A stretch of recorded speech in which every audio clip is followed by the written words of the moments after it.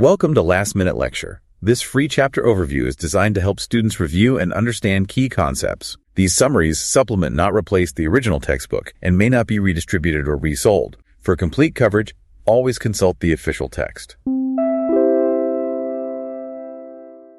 Imagine you are right in the middle of a routine annual well woman visit.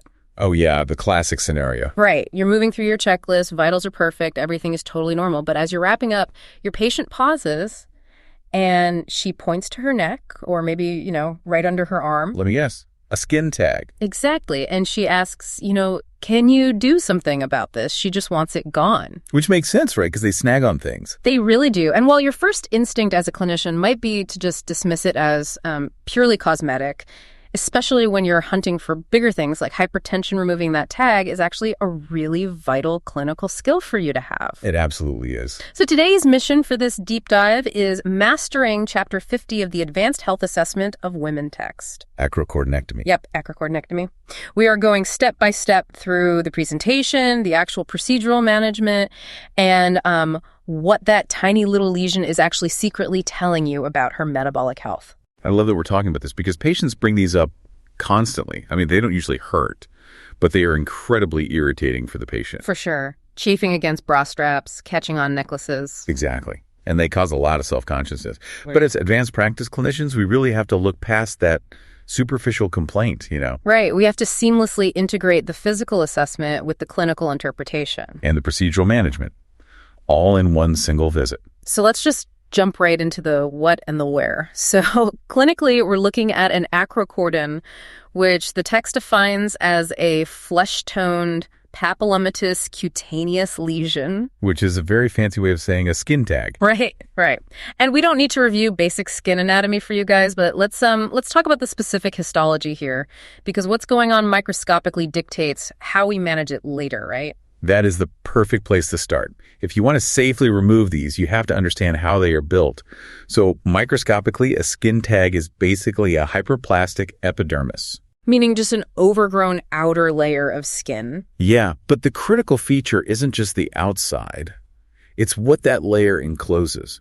Inside, there is this central core of dermal connective tissue. Oh, wow. Okay. And crucially, that connective stalk is vascularized. I mean, it literally has its own dedicated blood supply running right up through the middle of it. Which is why we call them pedunculated, right? Because they have that distinct narrow base or stalk. Exactly. And it's sort of like a tiny fleshy mushroom or like a little balloon on a string. That's a great analogy, yeah. So for the physical assessment, you're looking for something flesh-toned, usually what, 2 to 5 millimeters in size? Usually, yes.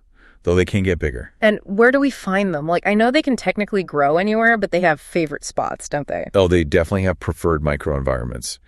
They are heavily driven by friction, mechanical stress. So anywhere skin rubs together. Right. Skin rubbing against skin or skin against clothing. Mm-hmm. So during your exam, obviously you check the neck and the armpits, the axillae. Right. But you also need to check other creases. The eyelids, the buttock folds, groin folds, and the upper chest, specifically the inframammary folds right under the breasts. And the text notes that overweight individuals often get a lot more chafing in those areas, right? So those skin folds become prime real estate for these tags. Yeah, the maceration and friction there just creates the perfect environment. But before we even touch the tools, there's this huge communication hurdle, because when a patient points one out, they're usually kind of anxious. Oh, totally. The will it spread question. Yes. If you cut this off, am I going to get 10 more? It's such a pervasive myth, but it gives you a really great opportunity for patient education. You can just look at them and offer absolute reassurance. Just nip that fear in the bud? Right. You explicitly tell them these are completely benign, they are not precancerous, they don't turn into melanoma. And what about the spreading part? You confidently tell them there is zero clinical evidence of seeding. Removing one does not cause them to multiply or spread anywhere else. That is so good to know. It just changes the whole tone in the exam room when you say that. But let's shift gears from the friction to the systemic side. The really interesting part. Yeah, because we know friction causes them, family history plays a role, pregnancy hormones can make them pop up, but they can actually be a massive red flag for a hidden systemic issue. Right, yeah. This is, arguably the most important clinical pearl in the whole chapter. A skin tag isn't always just a skin tag. Right. It can actually be a visible cutaneous marker for impaired carbohydrate metabolism. Wait, really? Yeah, insulin resistance. When you see multiple skin tags erupting, especially in those friction folds, your clinical radar should immediately ping for metabolic syndrome and a high risk of type 2 diabetes. Okay, I really want to dig into the mechanism there. Why? Like, how does a carbohydrate issue actually translate into a physical flap of skin growing on someone's neck? Well, it comes down to what happens when cells become insulin resistant. The pancreas basically connects and compensates by pumping out more and more insulin. Trying to force the glucose into the cells. Right, which leads to hyperinsulinemia. But all that excess insulin in the blood doesn't just manage glucose. It also binds to IGF-1 receptors. Insulin like growth factor 1. Exactly. And those receptors are in the skin. Right. So when all that extra insulin binds to the IGF-1 receptors in the skin, it stimulates abnormal cellular growth, rapid proliferation of keratinocytes and fibroblasts. Oh, wow. So you combine that aggressive cellular overgrowth from the hormones with like a warm, moist, friction-heavy area like an armpit. And boom, you get the perfect storm for an acrochordon. That is absolutely fascinating. So for the student listening, your history taking has to pivot immediately. You don't just say, cool, let's snip it. No, you use it as a diagnostic clue. Right. You ask yourself, when was her last fasting lipid panel? Because they're linked to high cholesterol too, right? Yep, absolutely. When did we last check her A1C? Does she have a family history of diabetes? Any recent weight changes? It completely transforms a basic cosmetic complaint into a proactive metabolic intervention. You could be catching diabetes years before it causes real damage. Which is why advanced practice is so cool. But okay, let's say you've done all that. You still have a patient sitting there who wants this ugly tag off her neck today. Right, the practical management. And here is where we hit the whole DIY culture thing. Because a patient will say, hey, if it's benign, why can't I just go home, wipe some alcohol on my nail clippers, and snip it myself in the bathroom mirror? Oh, people do it all the time. I've seen so many internet videos. How do you talk them down from that without making them feel stupid? You just bring it right back to the anatomy. You explain the histology we talked about earlier. You say, listen, it looks like dead skin, but it actually has a live core with its own blood vessels. Oh, so if they just hack at it with a blunt clipper? They aren't just cutting skin. They are severing live blood vessels, unsterilized. Hello. Massive bleeding risk. Massive bleeding and a huge risk for localized infection. It can easily turn into cellulitis. So that establishes why professional sterile removal is completely non-negotiable. Makes perfect sense. So let's talk about the actual professional procedures. The textbook gives us 2 routes. Technique 1, surgical excision. Walk me through it. Okay, so surgical excision is great. It's efficient, immediate results, and you do it right then and there. First, identify the lesion. Right. Then you cleanse it and the surrounding skin with an iodine swab to get a sterile field and rinse it with sterile saline. Okay, prep is done. What about anesthesia? Because I feel like that's the scary part for the patient. Usually we do a localized injection of 1% lidocaine, sometimes with epinephrine to help control the bleeding. Using a tiny 27-gauge needle. Exactly. But the textbook has this brilliant alternative for needle-phobic patients, like injecting the thin skin of an eyelid or the neck can cause way more anxiety than the actual cut. Oh, vasovagal distress is real. Yeah. So for those patients, or just really tiny lesions, the text recommends just using an ice cube. It's so simple, but it works so well. You just hold an ice cube directly over the lesions for a minute or 2. And that provides enough numbness. Yeah, it's localized cryonumbing. It dulls the sensation dramatically, and psychologically, the patient feels way more relaxed because there are no needles. I love that. Okay, so we're prepped, we're numb. Now, the text talks about the clamp technique. You take a surgical clamp, like a Kelly clamp, and put it right across the stalk at the base. Yes, directly on the base. But you don't just clamp and immediately snip. Right. The protocol says to leave the clamp on for 5 to 10 minutes. That is correct. I have to say, 5 to 10 minutes feels like an eternity when you're just standing there with a metal clamp hanging off someone's neck. Why can't we just cut it? I know, it feels awkward. But it's non-negotiable for a clean procedure. It's basically like stepping on the garden hose before you unscrew the sprinkler. Oh, I like that. You are intentionally crushing the blood flow at the source. So by leaving the clamp tightly locked for those 5 to 10 minutes, you induce hemostasis. You completely crush the blood vessels in that stalk. So you're stopping the bleeding before it even starts. Exactly. And honestly, those 10 minutes are prime time to finish your charting or talk about their A1C like we discussed earlier. Perfect. Use the time. Right. So the 10 minutes are up, vessels are crushed. How do we actually make the cut? You take off the Kelly clamp, Ah, and when you do, you'll see this distinct, compressed, flattened area at the base. It's usually about 2 millimeters wide. okay. Then you take a small tissue clamp or forceps, grasp the top of the tag, and gently lift it away from the skin to get some traction. And then? You take fine-bladed iris scissors and cut precisely through the middle of that 2 millimeter compressed zone. And because we crushed it, there shouldn't really be any bleeding, right? Exactly. Maybe one tiny drop. So for dressing, you just pop on a small circular adhesive bandage, or even just leave it open to the air, depending on where it is. And because you cut on that compressed line, it heals super smoothly. It's a very elegant procedure. But it relies totally on the patient being okay with scissors. Which brings up a big clinical dilemma. What if cutting is contraindicated? Like if they're on heavy anticoagulants. Right. You don't want to risk any bleeding. Or what if the tag is literally on the margin of the eyelid and bringing scissors near the globe of the eye is just terrifying? That is exactly when you pivot to technique 2, chemical destruction. Okay, let's get into this. Because we're basically using caustic chemicals to kill the tissue without ever breaking the skin. Yes.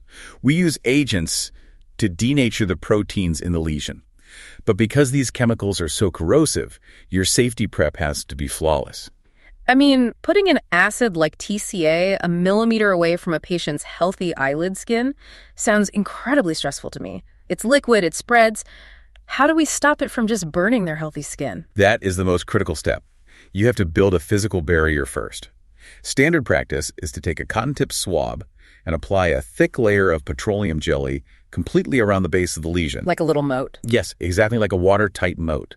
But you have to be so careful, because if you accidentally smear the petroleum jelly onto the tag itself, the chemical won't penetrate and the whole procedure fails. So you meticulously outline the healthy tissue so only the stalk and tag are exposed. Then we apply the chemical. The text mentions TCA, BCA, or liquid nitrogen. Right, trichloroacetic acid or bichloroacetic acid. You apply it to the tag. But what's the visual cue? Like, how do I know it's actually working? You apply it very sparingly, and you wait for what we call frosting. The acid rapidly denatures the proteins, and the lesion will physically turn a stark, opaque white. Literally like frosting. Yeah. That visual change confirms you've penetrated and destroyed the tissue. And while that's happening, patient education in real time is so vital. You have to warn them they're going to feel stinging, right? Absolutely. Tell them it'll burn a bit, the area might get red erythematous, but reassure them the sharp stinging fades in just a few minutes. And post-procedure expectations are totally different here. With scissors, the tag is instantly gone. But with chemicals, the dead tissue is still attached to their body. Right. You have to tell them over the next few days, this white frosted tag is going to turn dark brown and then pitch black. It necroses. And then it will just slough off and fall away on its own. So definitely tell them not to pick at it. Do not pull it off prematurely. Let it fall. Now, chemical destruction has strict decision pathways based on size. What if the lesion is, say, larger than 2 millimeters? Size matters a lot here. If it's over 2 millimeters, one application might not be enough to kill the whole core. You have to tell the patient up front, we might need to do a second application in a few weeks. That manages their expectations so they don't just think you failed. Exactly. What if it's way bigger, like over 5 millimeters thick at the base? That is a hard clinical stop. Yeah. If the base is over 5 millimeters, guidelines say do not attempt chemical destruction in primary care. Just too risky. Way too risky. High chance of incomplete destruction, heavy scarring, collateral damage. You just refer them out to dermatology. Okay, what about electrolysis? The text mentions it briefly. Why don't we use that as a primary tool? It uses electrical current to heat and destroy the tissue. The problem is precision. The thermal energy radiates, so it often destroys the tag and a bunch of underlying healthy skin. So the cosmetic outcome is worse. Right. Way higher risk of pitting and scarring. Sticking to a clean snip or tightly controlled chemical is much better. Okay, one last safety limit we have to cover. Imagine that patient with profound metabolic syndrome comes in. You check her neck. She has like 24 skin tags. She looks at you and says, I have an hour. Please just burn all 20 of them off right now. It is so tempting to just be the hero and clear them all. But you must decline. The clinical safety limit is extremely clear. Only 3 or 4 lesions per visit. Wait, really? Is that just because it takes too long? No, it is purely a physiological safety issue. Think about it. If you use chemical destruction on 20 tags, you're putting a significant volume of caustic acid on the skin. The risk of systemic chemical absorption becomes very real. Oh, wow. I didn't even think about systemic absorption. And what if you use scissors? If you excise 20 tags, you are suddenly creating 20 open wounds. That triggers massive localized inflammation and wildly multiplies the risk of a secondary bacterial infection. So you just have to pace it. Right. Remove the 3 or 4 that are the most physically annoying, let the skin heal, and then have them return. That makes total sense. So we've successfully removed the tags. The patient is super happy. Before we send them out the door, what's our follow-up care? Keep it simple. Keep the area clean and dry. But give them clear return precautions. If they experience a sudden sharp increase in pain or burning, or if they see spreading redness, massive swelling, or purulent drainage. Signs of infection. Right. Tell them to call the clinic immediately, and then you just schedule their next visit to tackle any remaining tags. Honestly, it's so satisfying to master this. It's a hands-on skill that gives the patient immediate relief from something that's been driving them crazy for years. It just builds so much trust. It really does. But, before we wrap up, I want to leave everyone with a somewhat provocative thought about where this whole assessment is going. Ooh, okay. Lay it on me. We've talked so much about how one skin tag is this amazing diagnostic window into insulin resistance. But think about how fast clinical technology is advancing right now. Right. Could we be looking at a near future where routine dermatological mapping, maybe using AI-driven skin scanning during a basic annual physical MAC, could detect the microscopic beginnings of acrochordons? Wait, like AI finding skin tags before we can even see them with the naked eye? Exactly. Using AI to spot those microscopic cellular changes, predicting type 2 diabetes years or even decades before the patient's A1C levels ever start to budge. Oh my gosh, that is incredible to mull over, using tiny invisible skin changes as an early warning alarm for global metabolic health. It's the future of primary care. It really drives home why we don't just, snip and ignore. Connecting a simple physical finding to the deepest systemic mechanisms is exactly what separates a good clinician from a truly great one. Well, a massive warm thank you to all the nursing and advanced practice students for diving into this with us today from the Last Minute Lecture team. We wish you the absolute best of luck in your clinical practice, and we will catch you on the next deep dive.